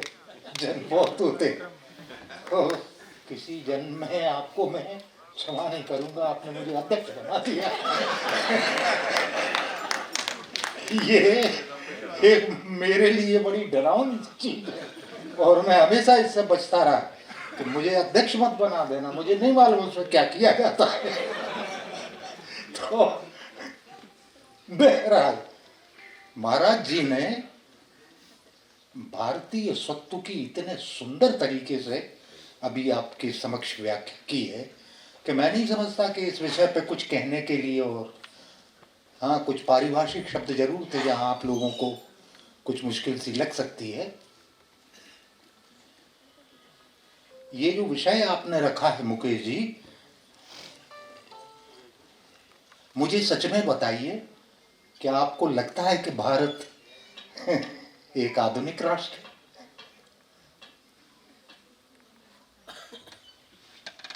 हर बार कोई एक परिप्रेक्ष्य रख के भारत पर विचार करना ठीक नहीं। 50 साल मुझको इस देश में ये सुनते हुए हो गए, आधुनिकता और भारतीयता, आधुनिकता और प्रगतिशीलता, क्या मतलब है इसका? भारतीयता पे बात करें तो बिना परिप्रेक्ष्य आधुनिकता के लिए बात करें, वो खुद में क्या है, हमें जरूरत नहीं। और मैं तो आपसे ये कहता हूं कि मैं तो उन लोगों में से हूं जो पिछले 40 वर्षों से लगातार, जब भारी दबदबा था वाम और दूसरे अन्य विचारों का, तब साहस पूर्वक ये कहता रहा हूं कि भारत आधुनिक नहीं, भारत को अभी अपनी आधुनिकता अर्जित करनी है। भारत जिस आधुनिकता को कहता है अपनी, दरअसल वो उधार की आधुनिकता है, वो कुल मिला के पश्चिमीकरण। और कोई भी देश, कोई भी परंपरा, कोई भी समाज जब तक अपनी आधुनिकता को अर्जित नहीं करता, तब तक बात बनती नहीं है, वो जुड़ता नहीं है, ना अपनी परंपरा से जुड़ता है, ना अपने संस्कार से जुड़ता हो जैसा महाराज जी कहते, ना अपने स्वभाव से जुड़ता है। एक बार श्री अरविंद आश्रम में श्री मां से किसी भक्त ने प्रश्न किया कि भारत कहाँ है, कहाँ देखती हैं आप भारत को? तो वो थोड़ी देर सोचती रही और उस आदमी को घूरने लगी। उन्होंने कहा, देखो मित्र, ऐसा है कि मैं अब तक जो समझ पाई हूं वो ये है कि ग्रीक और ग्रीक कल्चर जो है वो मूलतः बुद्धि में, बुद्धि, हाँ, सारा तर्कशास्त्र और गणित जो है वो उसकी गंगोत्री है पश्चिम में।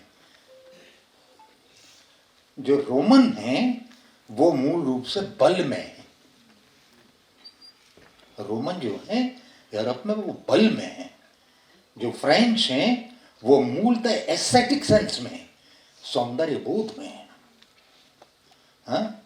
और जो हमारे भारतवर्ष पे हमें गुलाम बनाए रहे और फिर मुश्किल गए, अगर उस ब्रिटेन की बात करें तो वो मूलतः व्यापार में है।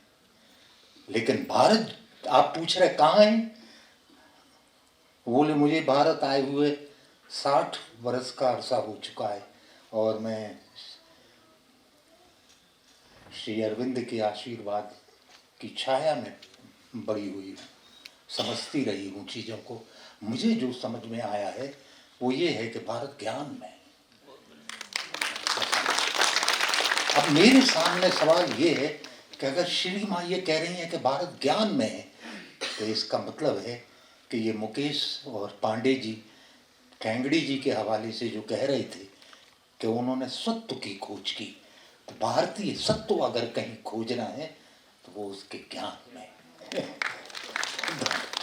और मैं आपसे ये कहूँ कि थोड़ा बहुत मैं भी समझने की कोशिश करता रहा हूँ, और इस मामले में मुझे ये पूरी ज्ञान परंपरा अनूठी लगती है कि इस अद्भुत देश ने सैकड़ों सैकड़ों ध्यानी, साधक, अवधूत, ऋषि, कठिन साधना करने वाले लोग पैदा किए, जिन्होंने सत्य के बारे में नहीं कहा।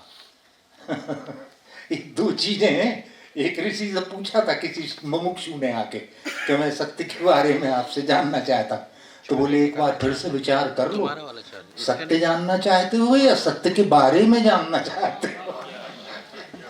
अगर सत्य के बारे में जानना है तो दर्शन शास्त्र पढ़ लो, पंडितों के पास चले जाओ, शास्त्र पढ़ने लगो, लेकिन सत्य ही जानना चाहते हो तो अपनी सब पहचानें छोड़ के मेरे पास आ जाना। जो भी पहचान तुम्हें मिली, तुम कितने पढ़े लिखे हो, तुम कौन से कुल गोत्र से हो, तुम कौन से वर्ण से हो, क्या पद प्रतिष्ठा है तुम्हारी, क्या शिक्षा है, सब भूल जाना, क्योंकि वो जहाँ निवास करता है वहाँ ये कोई चीजें तुम्हारे लिए साधन की तरह उपयोगी नहीं है, इन्हें छोड़ ही देना होगा। मैं तुमसे मांग करता हूं कि तुम मेरे पास वैसे आओ जैसे अपने स्वभाव में हो, जैसे बालक होता है। हमारे देश में तो सहज साधना की एक परंपरा है, 84 सिद्धू हुए हैं, उसकी तो मूल भित्ति, मूल विचार ही है। क्या है बोले सहज साधना? बोले सहज साधना वो है जैसा इस जगत में एक बालक आता है तब उसका कोई नाम नहीं होता, उसकी कोई भाषा नहीं होती, उसका कोई धर्म नहीं होता। हाँ ये तो धीरे धीरे मन के विकास के साथ आरोपित होने वाली चीजें हैं। तो इतनी सी है सहज साधना कि जो कुछ भी मन असहज है और उसको अपने ऊपर थोप लेता है उसको छोड़ते चले जाओ, छोड़ते चले जाओ, यही तुम्हारी साधना।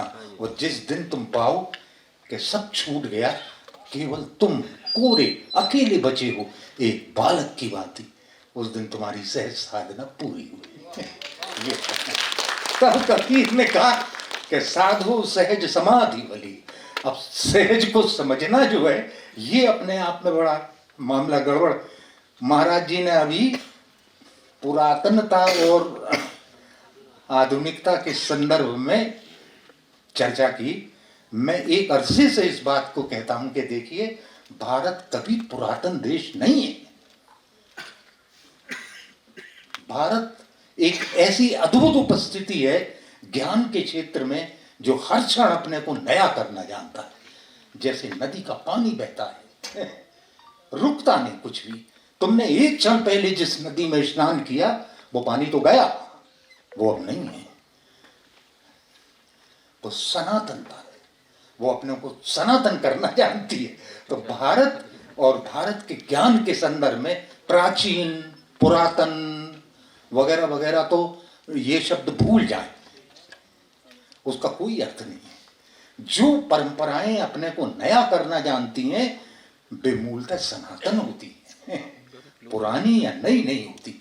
और आधुनिकता के बारे में भी मुझे एक बहुत सुंदर कथन आचार्य हजारी प्रसाद द्विवेदी का याद आता। उन्होंने कहीं लिखा है, बोले देखो तुम लोग बेकार की बहस में पड़े हो आधुनिकता।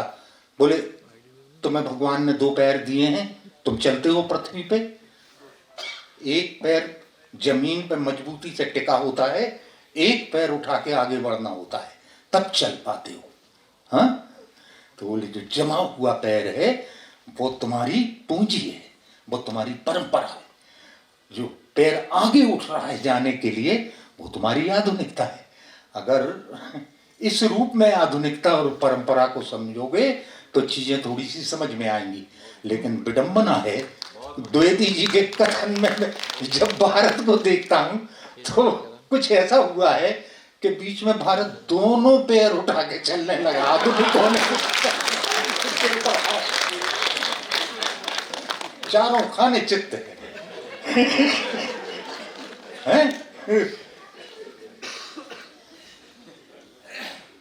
न ठीक से परंपरा को समझना और न ठीक से कुछ आविष्कृत करना। जो आविष्कृत करते, जो सर्जना करते हैं वे फिर शब्दों तक पे नहीं सोचते। भारत की खोज एक बार नेहरू जी कर चुके हैं, पता नहीं चला। मैं तो एक एक शब्द किताब का कई कई बार पढ़ चुका कि खोज में मिला क्या था। तो देखिए ऐसे शब्दों से बचिए, हैं? जो मिला हुआ ही है उसको कैसे खोजोगे, कैसे खोजोगे? मिला हुआ है, हैं? केवल इस मिले हुए सनातन राष्ट्र के लिए तुम खो गए हो। तुम्हें एक बार फिर से अपने स्रोत से मिल जाना और उसके लिए सारी दृष्टियों के धुंधल के छांट देने पड़ेंगे, आग्रह दुराग्रह छांट देना पड़ेंगे। साहस पूर्वक जाओ और देखो कि ये परंपरा तुमसे कहती क्या है, हैं?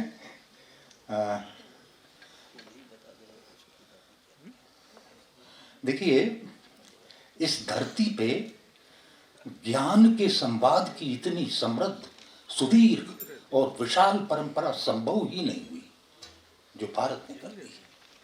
आप उपनिषदों को पढ़ते हैं, वो किस तरह का मामला है? कोई लिख रहा है बैठ के, एक जिज्ञासु है, एक मुमुक्षु है, वो एक ऋषि के पास अपनी जिज्ञासा लेके आया है। एक आदमी, झुंड नहीं आया है? और ऋषि जो है वो उस एक जिज्ञासु के प्रश्न का उत्तर दे रहा है। दो लोग नहीं दे रहे हैं, एक प्रश्न पूछने वाला है और एक उत्तर देने वाला है।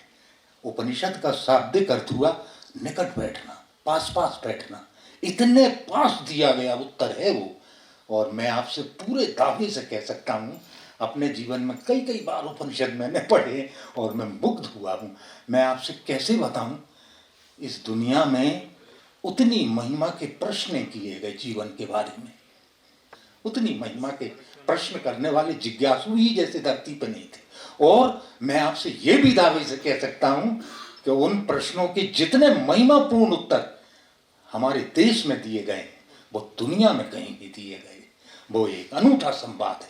कोई ये दावा नहीं कर सकता कि इससे बड़ा संवाद इस धरती पर संभव हुआ है। कई उपनिषद ऐसे हैं जिनका संकलन शेष रह गया, लेकिन जो कह दिए गए थे। कभी आपने मैत्रेयी उपनिषद का नाम सुना है? देखिए, बहुत छोटा है। और एक दृष्टांत सुनाऊंगा आपको थोड़ा आनंद आएगा, भारत की दृष्टि भी समझने में सहायता मिलेगी। उसमें एक वृद्ध ऋषि बैठे हैं अकेले वन में, अपने आश्रम में, और वे किसी से ज़्यादा चर्चा वर्चा नहीं करते हुए साधना में रहते हैं। स्वयं पाकी हैं, कुछ बना लेते हैं, खा लेते हैं, भजन करते हैं। एक दिन उनके पास बहुत वृद्धावस्था में एक युवा जिज्ञासु आता है और कहता है कि महाराज जी, मैं आपसे एक प्रश्न पूछना चाहता हूँ। तो बहुत बरसों के बाद उनके चेहरे पे कुछ मुस्कुराहट आई। वे उस युवक को देखने लगे, बोले, आओ वत्स, तुम्हें नहीं मालूम है कितने वर्षों से मुझे तुम्हारी प्रतीक्षा है, बैठो। और तुम जो प्रश्न करने वाले हो वो पूछो मुझसे। वो अपने प्रश्न का आधा भाग ही पूरा कर पाया कि उसको प्रश्न को पूरा किया ऋषि ने।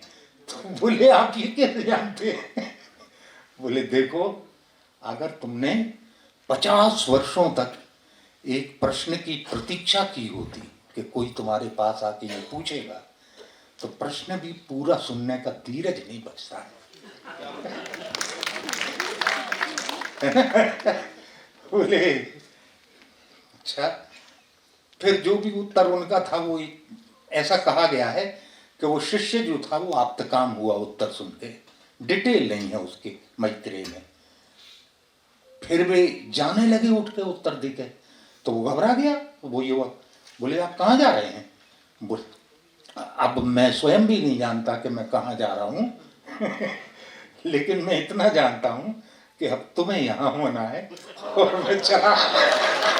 क्या कह रहे हैं आप? बोले, असल में बात यह है कि 50 साल पहले मैं अपने गुरु के पास पहली बार जब गया था तो मेरा एक प्रश्न था, उन्होंने उत्तर दिया था और मेरा जीवन बदल गया। उस दिन मैं अज्ञान से मुक्त हुआ। हाँ, उस दिन मैं अज्ञान से मुक्त हुआ। बोले, बात यह है कि मेरे गुरु ने ही मुझे बताया था कि तुम्हें जो उत्तर देना है उसका जिज्ञासु तुम्हारे पास आएगा और उस दिन उसको उत्तर दे के तुम अपने दायित्व से मुक्त हो गए। तो बोले, मैं 50 साल से बैठा हूँ, भाई कहाँ है वो जिज्ञासु? वो आ ही नहीं रहा है। बोले, आज तुम आए, तुम्हारे प्रश्न का मैंने उत्तर दिया। बोले जब मैं अपने गुरु के पास गया था उस दिन अज्ञान से मुक्त हुआ था, ज्ञान आ गया था। तुमने मुझसे वो प्रश्न किया जिसकी इतनी लंबी प्रतीक्षा मुझे थी, आधी सदी तक मैं तुम्हारा रास्ता देखता रहा, तुम्हें उत्तर देके आज मैं ज्ञान से भी मुक्त होता हूं। गुरु के पास जाके अज्ञान से मुक्त हुआ था और जो कुछ भी जीवन में जाना सीखा, जो कुछ भी ज्ञान है वो तुम्हें देके मैं ज्ञान से भी मुक्त होता हूं। तुमने कहा ऐसा क्यों? तो बड़ा अनूठा उत्तर ऋषि का था। उन्होंने कहा देखो वत्स, परम मुक्ति के लिए जैसे अज्ञान से वैसे ही ज्ञान से भी मुक्ति बहुत आवश्यक है। ये ज्ञान की गठरी कब तक लाते रहेंगे? ज्ञान आ गया तो बैठे, इसको भी छोड़ना। बोले आज मैं जीवन मुक्त हुआ, मैं जीवन मुक्त हुआ। अद्भुत शब्द है ये, सांख्य दर्शन में कई बार उपयोग हुआ। ऐसा अनूठा देश जो प्रश्नों की आधी सदी तक प्रतीक्षा कर सकता है, लेकिन अनाधिकारी के लिए कभी प्रश्न का उत्तर नहीं दिया गया है। ये याद रखना, व्यर्थ हो जाएगा। क्या करोगे? अनाधिकारी को उत्तर देके और समाधान देके क्या करोगे? वे पता नहीं क्या धंधा करने लगेंगे उसका। बड़े प्रतिभाशाली लोग होते बैठे रहते। तो मैंने आपसे ये कहा कि ज्ञान के संवाद की इतनी समृद्ध विशाल सुदीर्घ परंपरा इस धरती पे नहीं, तो मैं पूरे उत्तरदायित्व के साथ आपसे ये कह रहा हूं, अनूठे प्रश्न जो पूछे नहीं गए कभी और अनूठे उत्तर जो फिर दिए नहीं जा सके। अब मैं क्या बताऊं आपको, हम एक आधुनिकता के, जिसको मुकेश जी जानते होंगे कि वो क्या है,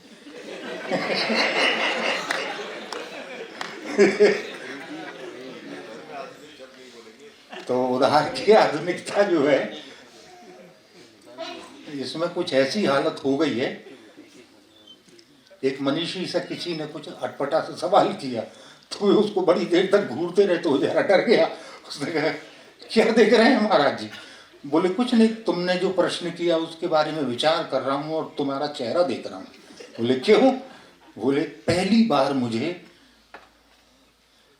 ऐसा लगा कि ये देश जो है उत्तर देना तो सदियों पहले भूल गया, उसकी प्रतिभा उसने खो दी थी। आज मैं दुखी इसलिए हूं तुम्हारा प्रश्न सुन के कि अब तो इस देश ने प्रश्न पूछने की प्रतिभा भी खो दी है। अब इस देश का क्या होगा? एक खाती है हमारे पास, और मैं आपको लगे हाथों ये भी बता दूं कि वे प्रश्न जो हैं वो एक समय के और जिज्ञासु के नहीं, वे सदा सर्वदा के हैं, वे प्रत्येक मनुष्य के हैं। हम ही हैं वो जिज्ञासु और हम ही सदा रहेंगे। हमारे प्रश्न नहीं बदलने वाले, जो कुछ भी जीवन में चल रहा है। हाँ, और पूरे विनम्र भाव से आपसे कहूं कि मैं इतना तो आपसे दायित्व पूर्वक कह सकता हूं कि वे उत्तर भी नहीं बदलने वाले, वे उत्तर भी नहीं, उनकी भाषा बदल जाएगी। इसीलिए भारत में कहा कि ज्ञान नहीं, ज्ञान की अभिव्यक्ति नहीं होती है। तो बहुत ठीक से समझ लो, एक ही बात कह रहे हैं। ज्ञान कैसे नया करोगे तुम? ये संभव नहीं है। ज्ञान की अभिव्यक्ति, बुद्ध एक और तरह से बोल रहे हैं, महावीर एक और तरह से बोल रहे हैं, कबीर एक और तरह से बोल रहे हैं, मीरा एक और तरह से बोल रही। ज्ञान बदला है क्या, या ज्ञान की अभिव्यक्तियां बदली?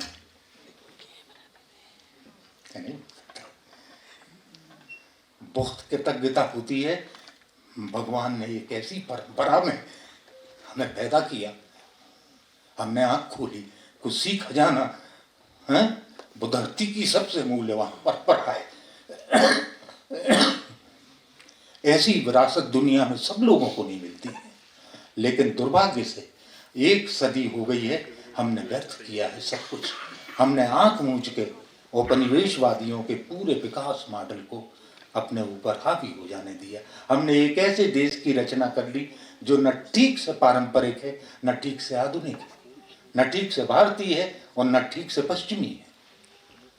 इस अधकचरे देश का क्या करें जो अपने ही ज्ञान का सम्मान ही नहीं करता, बल्कि कई बार तो उपहास करता है। भगवान रक्षा करें, हम लोगों में एक जागरण हो, हम अपनी आंखों से अपना देश देखना शुरू करें। पराई आंखों से देखा हुआ अपना देश जो है बड़ा गड़बड़ सा हो जाता है। आदमी कुछ सोचता है, कुछ कहता है, कुछ करता है, उसके कहने करने और सोचने में कोई संगति ही नहीं होती, तो समझ में नहीं आता। कई बार तो मैं बड़ी मूर्धन्यों को सुनता रहता हूँ जिन्हें यही नहीं मालूम कि वे क्या कह रहे हैं। बड़ी गड़बड़ है। सुसंगति ये है इस देश में। सुसंगति कैसे? कर्म में सुसंगति, विचार में सुसंगति। तुम्हारा होना और तुम्हारा कहना दो चीजें नहीं होना चाहिए। उससे ही वचन का विश्वास होगा और विचार की पुनर्स्थापना होगी। आज विचार इतना संदिग्ध क्यों हो गया? इस देश को इतना फालतू क्यों लगता है? क्योंकि इतनी बकवास की है लोगों ने, जिस चीज का अनुभव ही नहीं है उसको बोले चले जा रहे हैं। क्या उतरेगा दूसरे के भीतर? आप ही के भीतर कुछ नहीं कर पाया है वो ज्ञान।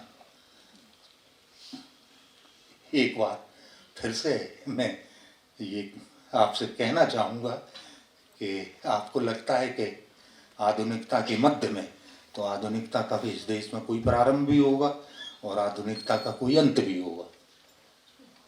अगर ये मध्य है तो ईश्वर से मेरी कामना है कि इसका अंत जरा जल्दी हो।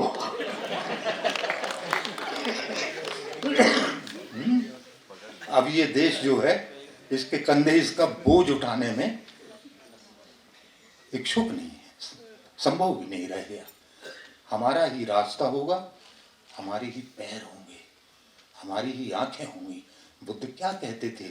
आखिरी वचन मुमुक्षु जब आनंद ने उनसे पूछा शरीर छोड़ने के पहले कि अब आप कुछ देर में ये शरीर छोड़ने वाले हैं, आप हमें क्या उपदेश देके जाएंगे, क्या कहना चाहेंगे और हम लोग क्या करेंगे आप नहीं रहेंगे तो इस शरीर से विदा लेने के एक क्षण पहले बुद्ध ने कहा अपरो दीपो भव, अपना दीपक स्वयं बनो। कौन तुम्हें रास्ता दिखा सकता है? हैं? अपना रास्ता स्वयं बनो। तुम गिरोगे, टकराओगे, तुम्हें बहुत परेशानियां होंगी, लेकिन उसका सुख ही अलग है। उससे जो ज्ञान तुमको मिलेगा वो तुम्हारा अपना होगा। इस अर्थ में मैं कह रहा हूँ, सब पहचाने छोड़ के हमारे ऋषियों ने कहा तुम सत्य जानना चाहते हो या सत्य के बारे में जानना चाहते हो, तय करके आओ और मुझे बताना। और सुनो, अगर तुम सत्य के बारे में सुनना चाहते हो, बहुत से पंडित वगैरह, बहुत से कथावाचक बैठे ही हैं, ज्योतिषी भी बैठे हैं, तो वहाँ चले जाना, तुम्हारा काम हो जाएगा। सत्य के बारे में बहुत ऊंचे ऊंचे विचार उनके पास हैं, लेकिन अगर तुम सत्य ही जानना चाहते हो तो सत्य तो केवल हुआ जाता है। तुम सत्य हो सकते हो क्योंकि अभी तुम तथाकथित हो। तुम्हारे होने की संभावना जो है वो अभी फलित नहीं हुई है। जिस दिन अपने को विसर्जित कर दो उस दिन मेरे पास आना, तब तुम एक नए मनुष्य हो। धन्यवाद।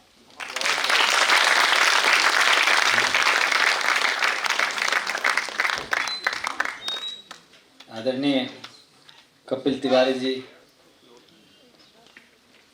की वाणी से हम सब सदा अभिसिंचित हुए, आज भी हुए। आपका बहुत बहुत आभार। एक बार मैं चाहता हूं कि आप करतल ध्वनि से आप अभिनंदन करें, और हमारे पास शब्द नहीं है आपके प्रति कृतज्ञता ज्ञापित करने के लिए। अब कोई और नया शब्द उपयोग करके और कुछ नहीं सुनना चाहता। तो दंडवत हैं आपके प्रति। और मैं इस क्रम में कार्यक्रम को आगे बढ़ाते हुए, जैसा कि यहाँ पर बहुत सारे लोग उपस्थित हैं, मैं सबके प्रति आभारी हूँ। एक औपचारिक आभार के लिए मैं दत्तोपंत ठेंगड़ी शोध संस्थान के माननीय सचिव डॉक्टर उमेश चंद्र शर्मा जी से आग्रह करूँगा कि 2 शब्द आभार वक्तव्य देने की कष्ट करें।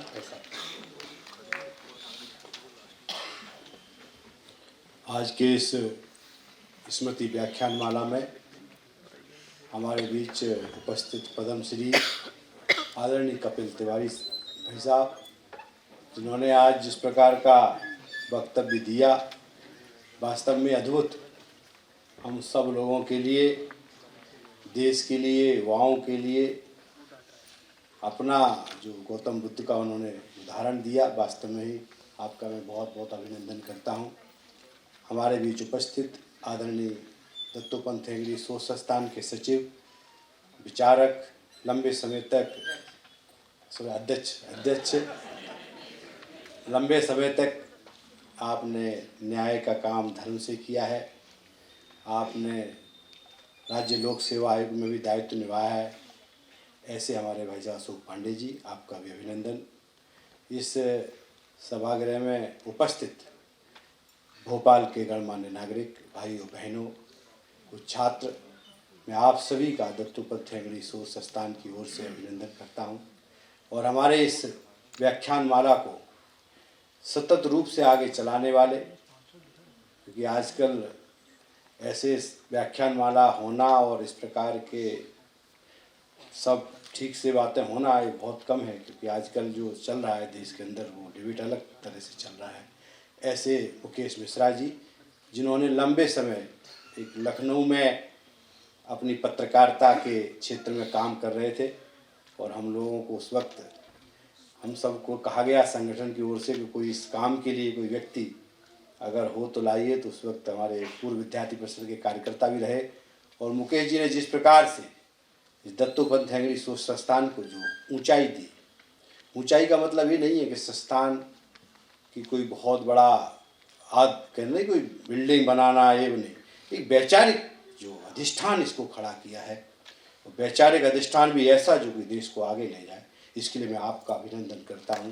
हम सब सौभाग्यशाली हैं कि आज के समय में अच्छे कार्यकर्ता मिलना, और अच्छे कार्यकर्ताओं को हमारे अपने जो विचार है, संघ परिवार संघ का कहते हैं ना कि यहाँ व्यक्ति नहीं, यहाँ तो विचार आगे चलता है, उसको लेके आप जाते हैं। मैंने तो कहा भाई मेरा तो कोई डोमेन एक्सपर्ट है नहीं इसमें, मुझे आज आपने क्यों बिठाया। भाई साहब पर्याप्त हैं, क्योंकि आजकल क्या है, मंच वगैरह छोटे ही होना अच्छा रहता है, ज़्यादा बड़े मंच भी ठीक नहीं है। इसलिए मैंने कहा कि नहीं, एक बार होता है। लेकिन मैं आप सबका बहुत बहुत अभिनंदन करता हूँ, और हम ईश्वर से प्रार्थना करते हैं कि हमारा जो दत्तोपंत ठेंगड़ी शोध संस्थान पर आपका स्नेह आशीर्वाद इसी प्रकार मिलता रहे, और ये अपनी ऊंचाइयों को छुए। यही कामनाओं के साथ बहुत बहुत धन्यवाद।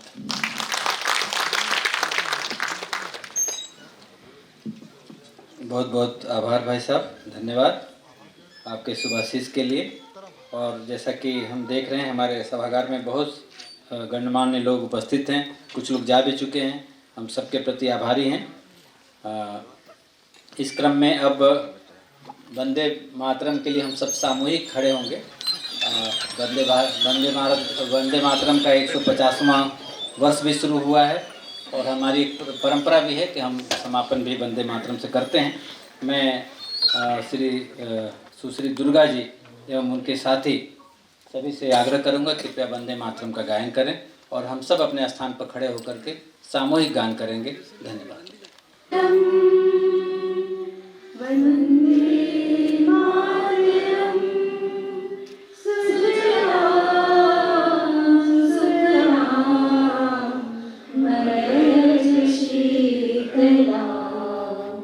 सुखदां वरदां